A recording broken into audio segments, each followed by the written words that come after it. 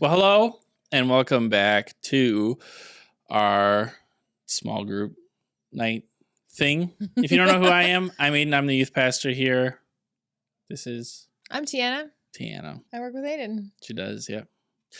And welcome to small group, where over the last several weeks we've been talking about dating and relationships and marriage, and we're going to conclude that with you guys tonight. But before we do, why don't you take some time to go around in a circle, share your name, share your high of the week, your low of the week.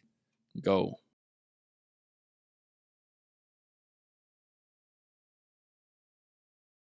So we're in the middle of a series called Loveology, Yeah. where we're talking about love Yeah. and dating Yeah. and sex. Yeah. These are the places we've gone the last few weeks. So if you've missed them, They're all online except for Yeah. the first one. yeah, we can summarize that. Love is a verb. Yeah. It's a choice, an action. It's not just a feeling. It's not just a feeling. No. Yep. You're more in control of how you love than you think you are. Yep.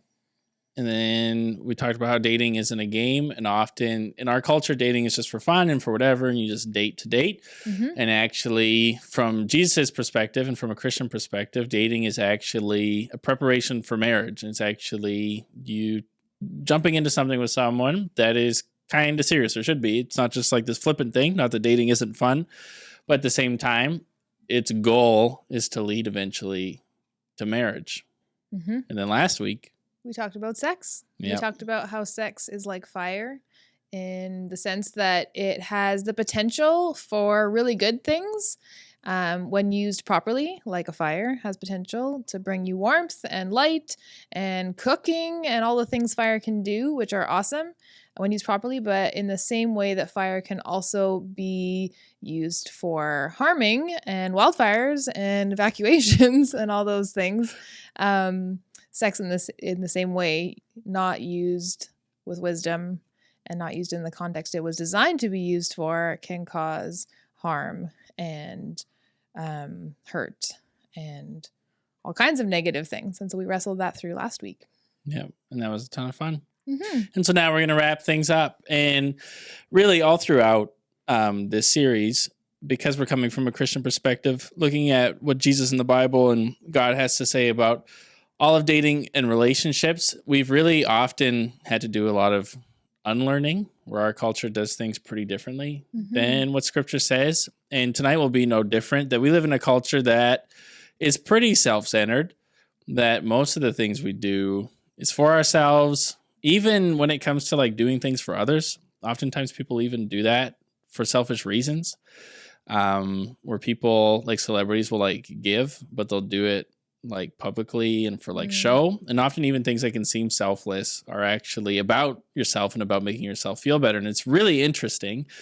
And this is also applied to relationships, that often when people think about dating and sex and marriage, that it's all about me and what I want and what I'm desiring and what I'm looking for. And you have like a list of qualifications that a person needs to meet to date you, which isn't an unhelpful thing, but it's all about me and what I'm gonna myself. get out of it. What am I going to get out of this deal and this opportunity? And it's really interesting because when we look at what Jesus and the Bible have to say about dating and relationships, it's that marriage and dating is actually not about you, which is really countercultural, that it's actually about serving another person. Yeah, and remember at the very beginning, if you weren't here on our first night, we talked about the stats of how, half of marriages don't last, but that we wanted you guys to be equipped to have better than 50-50 stats. Yeah. And going into marriage with what you're going to get out of it is actually a perspective that will lower your success chances for that relationship. So this is like a key thing for greatly increasing the chances of your marriage lasting one day. Yeah, well, and that's a lot of the reasons why when you hear people getting divorced or breaking up, like there are some great reasons, like it's like it was abusive or all these different things or cheating or whatever. But a lot of times they're usually selfish reasons. It's like, I don't like this person anymore. They're not really meeting my needs. I fell out of love, all those different things. But from Jesus's perspective, that isn't really what a relationship is actually about. That relationships are inherently made and created, as we'll see, to reflect who God is to the world. And part of who God is someone who serves and cares and loves us even when we don't always give that back. And even like in Jesus' life, when he was here as a human, a lot of people were surprised at the way that he lived because they expected if God became a person that he would be like a ruler and would be rich and would be admired. But Jesus wasn't actually any of those things. And then he spoke to it himself, right? Yeah. What his purpose and why he was going to live the way he did to show God's character. And we were going to talk about that. Do you want to talk about that now? Yeah, sure. All right. In Mark 10, verse 44 to 45, Jesus says this. He says, "Whoever wants to be first among you must be the slave of everybody else. For even the Son of Man came not to be served, but to serve others and to give his life as a ransom for many." So the Son of Man is like a term he would call himself, right? It's his nickname for himself. I'm the Son of Man. This is his rap title. Which is like a whole Bible study we could do about that, but we're not going to go into. All you need to know is that when he said Son of Man came to serve, he was talking about himself. Yeah, and most people would expect God showing up on the earth to be like, come and serve me and worship me. But instead, Jesus showed up and was like, let me serve you and care for you. And that's what our relationships are supposed to look like. And so our main idea tonight is this. It's that we're built to serve. And so we're going to be looking at a passage in the book of Ephesians. Ephesians is a letter that a guy named Paul, who, long story short, was someone who really didn't like Christians. Jesus showed up to him and said, hey, you should follow me. Paul went, okay. And so he became a person who wrote a lot of the books that you'll find in the Bible in the New Testament. And he wrote a letter to a church in a town called Ephesus. And so he had this to say about what marriage and relationships look like from a Christian perspective. And further, submit to one another out of reverence for Christ. For wives, this means submitting to your husbands as to the Lord. For a husband is the head of his wife, as Christ is the head of the church. He is the savior of his body, the church. As the church submits to Christ, so you wives should submit to your husbands in everything. For husbands, this means to love your wives as Christ loved the church, and he gave up his life for her to make her holy and clean, washed by the cleansing of God's word. He did this to present her to himself as a glorious church without a spot or wrinkle or any other blemish. Instead, she will be holy and without fault. In the same way, husbands ought to love their wives as they love their own bodies. For a man who loves his wife actually shows love for himself. No one hates his own body, but feeds and cares for it, just as Christ cares for the church, and we are members of his body. As the scriptures say, a man leaves his father and mother and is joined to his wife, and the two are united into one. This is a great mystery, but it is an illustration of the way Christ and the church are one. And so again, I say each man must love his wife as he loves himself, and the wife must respect her husband. That's a big chunk of scripture. Sorry. Yeah, that's a lot. Go ahead. And in reading that, there's probably some things in your head where you're like, whoa, like there's buzzwords. Anytime someone says submit in our culture, we go, whoa, that sounds bad. That sounds like it's like primed for abuse and whatever. And what Paul is saying here isn't that you should be in a relationship that's abusive and you just like bow down to everybody and just do whatever they want. But what he is saying is he's trying to paint a picture, like he says, of Jesus and the church, where God actually designed marriage and relationships to actually reflect who he is, and they're actually designed to reflect his relationship with the church. And so Jesus has a relationship with the church, like the big capital C church, the like global church that's been around throughout history. And it's described often as his bride, which can be really weird. And you're like, I don't know what that means. And it essentially means that God has made this symbol to show what his relationship with his people is like, that they're supposed to be united and one and connected. And it's supposed to be a loving relationship that's about serving each other, that God serves us and we serve him, vice versa. That's what a healthy marriage and relationship is supposed to look like. And so he says specifically there for women, he's like, hey, like you guys should submit to your husbands, not your boyfriend, by the way, and not every man under the sun. But he's like, hey, you should submit to your husband like everybody's called to submit to everybody and serve him and respect him and care for him. And then he said, any of this, sorry to interrupt, because like women were in a sense being liberated at this time and they kind of felt like they didn't have to do that. And he was kind of like, no, you actually still need to be respectful to your husband. Like, was any of that cultural stuff going on then? Like that were, in a sense, to them, it wouldn't sound so extreme. Yes. Actually, to our culture, this sounds extreme. to say to submit to your husband or vice versa, but to them it was extreme in how liberating this was, that they were treated as equals.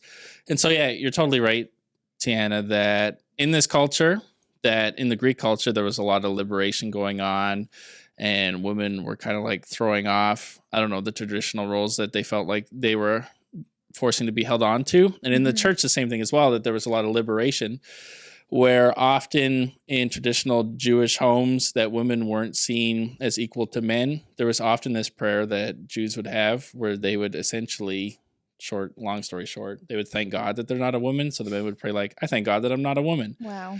And what Jesus did is he actually elevated women and made them equals and said, hey, you guys actually have the exact same value. You're actually called to make disciples as well. You're called to like go out and teach and do all these different things. And I've empowered you to do these things. And so there was the temptation then to like pendulum swing the other way, where if this way was super restrictive to women and oppressive, it was like nothing ever matters. And now it's all about me and what I want. And Paul's actually saying the truth is somewhere in the middle, that actually in being liberated, you still need to care about other people. And Christ followers are called to see others as more important than themselves, and that's no different than in marriage. Right, because in all ways, we're supposed to use our freedom that we have in Jesus to love and care and serve for people. Totally. And especially in our marriage, and our most intimate relationship is supposed to be a testament to the world around us, to God's love, and how we love our spouse is a huge, like, if you've met someone who says this is your best friend, but they don't treat them very well, probably you're not going to think they're going to treat anyone well. No. And so if you meet a couple who are married and they don't treat each other well, you're going to be very skeptical that they're going to treat anybody well. Totally. And often too, and this is a stereotype, but for most people this is true, that the struggle I've found, you can correct me if I'm wrong, Tiana, but that for women in marriages, often the like leaning and the sinful part of you often goes to like a disrespectful, I don't know, kind of scenario. And so an example of that that's like classic is essentially what that will look like is when people are alone and the like guy isn't around. Often what can happen is it can be like, let's just get around and bash how stupid our husbands are. And even culture in television does this, that most male figures who are dads in TV, in movies, are often seen as like these idiots dumb guy, that aren't worth like having any form of respect for. And essentially, Paul's also kind of countering that natural leaning that humans have of like, hey, instead of showing disrespect, that actually you should have respect for this person. Not in like a weird way, like, oh, I don't know. Like the way you would imagine that's abusive and wrong, but in a way that's like honoring to the other person. Like I want to show them respect and like honor them and serve them and care for them. Totally. And so how I've come to realize is it's scary because it's risky to want to serve another person, to want to come under and lift them up, to want the best for them over the best for you. Totally. And the risk is because what if they don't do it back? Yeah.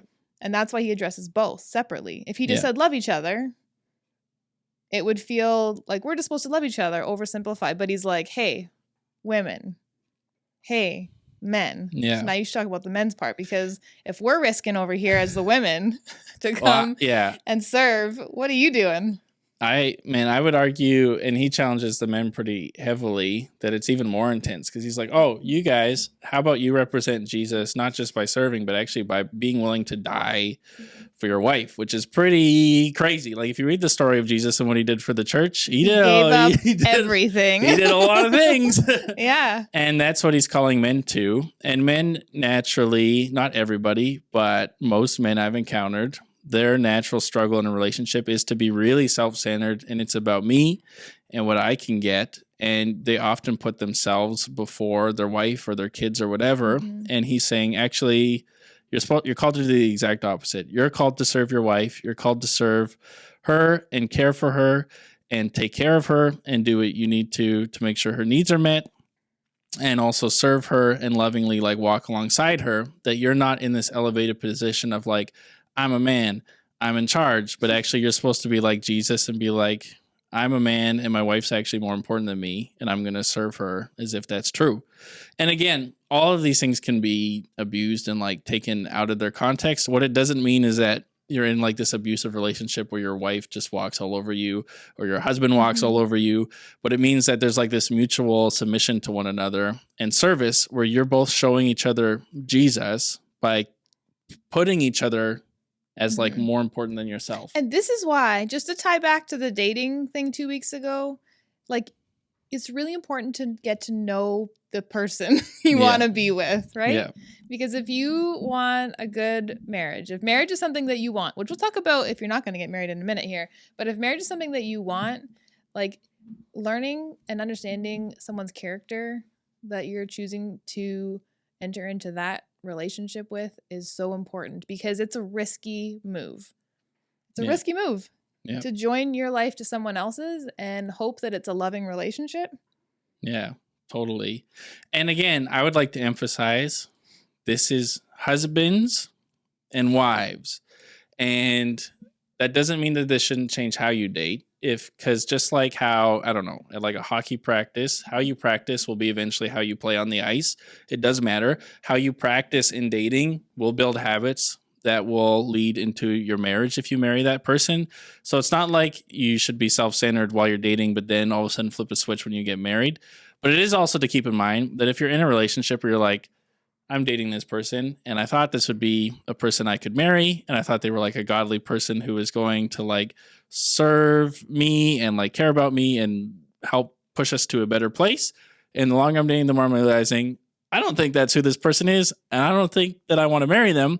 That you then aren't like, I have to submit to them. Like I have to give everything for them. Yeah. And that's not true. You're dating, but it doesn't mean that while you're in a relationship, you don't want to do that. When me and Emily dated, I served her lots, and in lots of ways, I also didn't serve her, and that was a different learning experience. But if all Emily saw from me was like this selfish, self-centered person who never cared about her and her needs, and vice versa, if all I saw from her was someone who only cared about herself and wasn't willing to sacrifice and like love me in that way, then it'd be like, oh, she might not be a great person to marry. But then when we got married, we're like, oh, and now that we are married, we've made this like covenant with one another to be like, even when we don't feel like it, and even when we fail at it, our goal is still to serve each other and to reflect to each other and to the world who Jesus is. Ooh, and what his relationship is like with us. Another tie back to, remember we talked about how the infatuation, the like butterfly feelings last a year? This is why it's important to have people around you get to know the person you're dating or you're interested in, because they might be like, red flag, but you're not noticing. And so just to have a good council of people around you before you make big decisions marrying someone. This is a complete side note, but if everybody around you who's in your life says who you're dating is probably a bad idea and you don't get it, you should just listen to it, because often you're like blinded by like, oh, but they're so attractive and like funny and whatever that you like can't see all the red flags. And so if everybody around you is like, this is a bad idea, it's probably a bad idea. That's just an extra piece of advice. That's just a little extra piece of advice for you. But you have a question for them. Yeah. So we've talked about the point of marriage being to serve one another and to reflect who Jesus' love and Jesus' character to the world, if you're a Jesus follower and you want to do that. And so I guess we wanted you guys to discuss is maybe up until you've heard this, like, what did you think marriage was for? What did you think the purpose of marriage was? And now that you've heard us talk about it being for serving, like, do you agree with that or not agree with that? Go.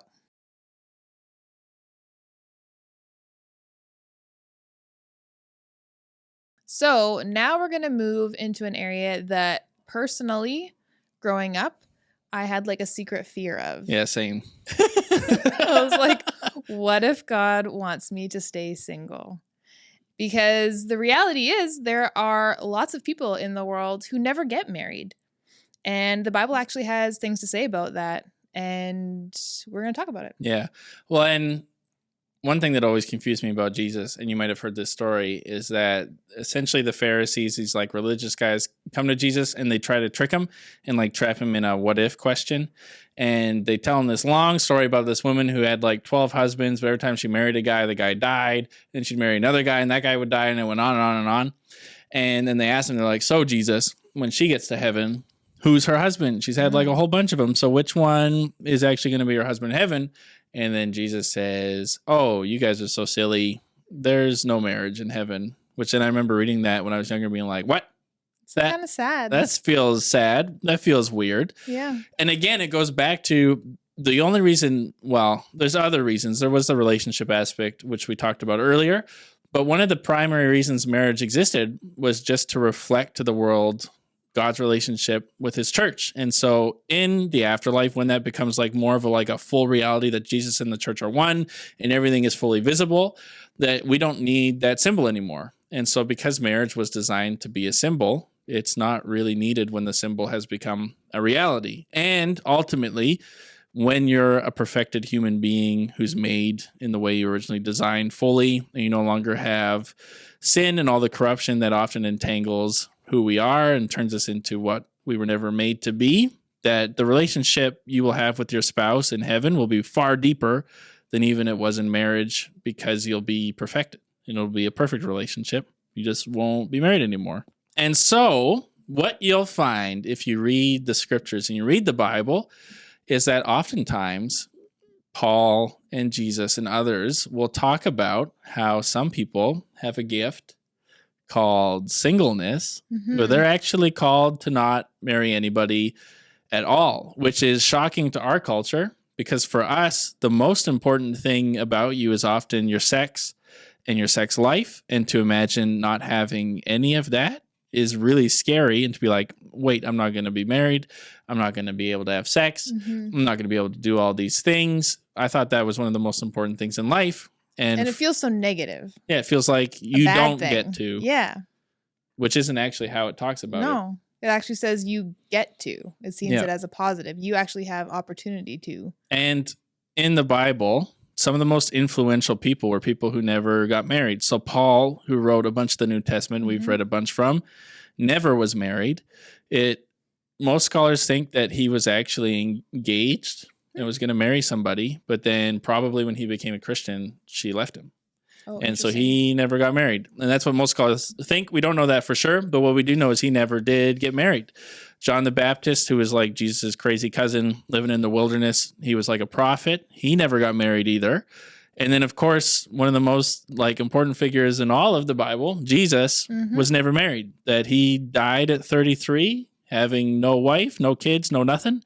And he rose again and, well, all that other stuff. But he never had a wife while he was here on earth, that he was actually single the entire time. And he is like the embodiment of what it truly means to be human. And so he didn't need a relationship to actually be fully human and be who God called him to be, that he was fully who he was made to be without that. 1 Corinthians chapter 7, verses 6 to 9 says this: I say this as a concession, not as a command. So essentially it's Paul's opinion, not a command that he's giving to people. But I wish that everybody were single, just as I am. Yet each person has a special gift from God of one kind or another.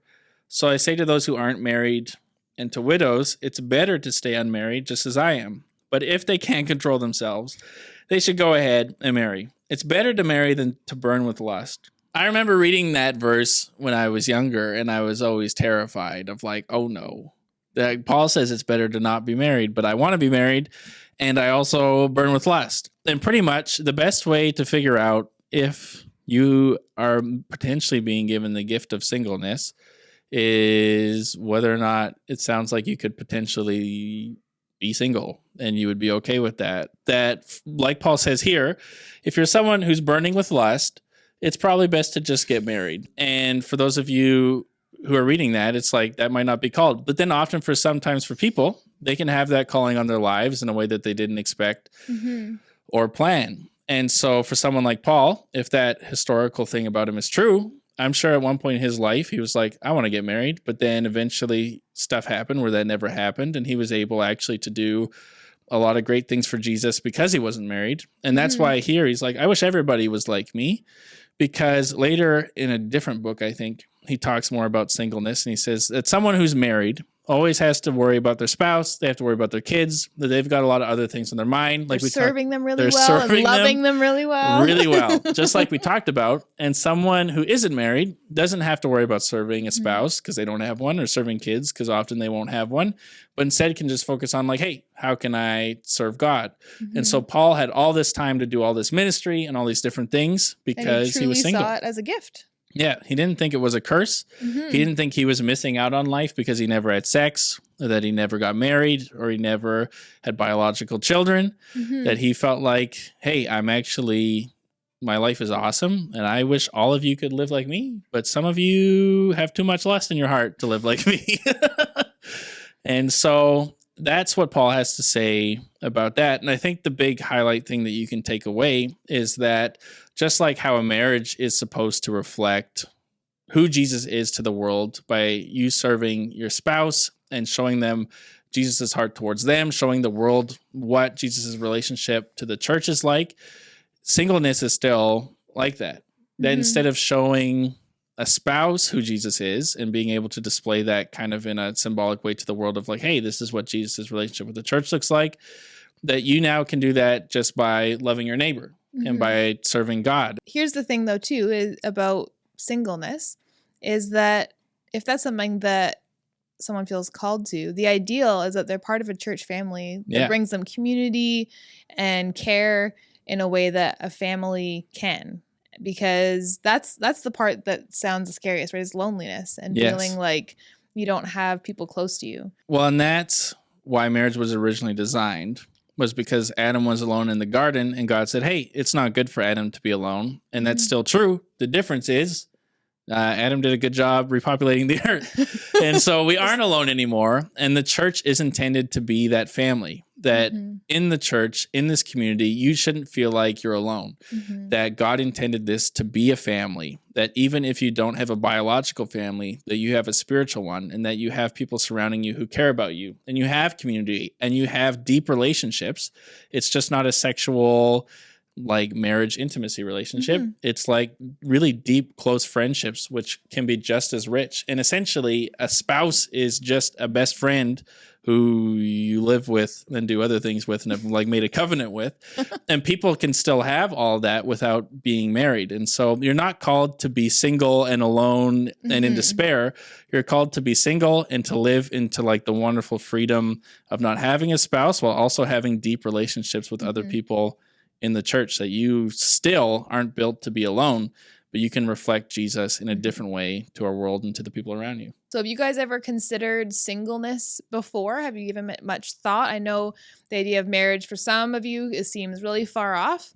But I remember being pretty young and already thinking about marriage and singleness. And I'm just curious if you've thought of singleness as a negative thing or not. And if you would consider rethinking about singleness, whether it's yourself or the people around you, that it's not necessarily a negative thing.